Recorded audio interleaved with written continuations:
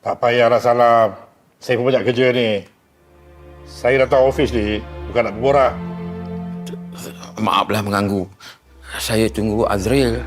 Dia pergi sign dokumen. Penting kata dia. Tak ada yang tak penting dekat pejabat ni. Projek juta-juta. Setiap masa tak boleh bazir. Itu semua duit. Saya faham. Bagus. Tapi kenapa pula nak tunggu Azril?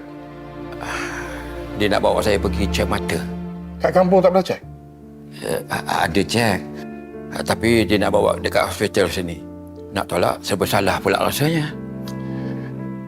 Yelah, sebab salah sebab menantu. Tapi mata tu dah teruk sangat. Cek dekat hospital mana pun sama je. Sepatutnya tak payah cek dah. Buat bazir duit je. Tapi saya bayar dengan duit saya.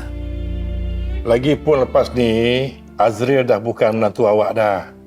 Jadi tak payahlah nak hutang budi banyak sangat. Anda kata Azril dengan Alia dah tak ada jodoh. Hubungan saya dengan Azril tak akan putus. Yelah, mesti dah tak putus sebab menantu kaya. Kalau pokai, nak ke? Minta maaf tuan, saya nak tanya. Kenapa tuan tak suka dengan anak saya, Alia? Bila dia minta duit dari Rin, itulah menantu paling kurang ajar.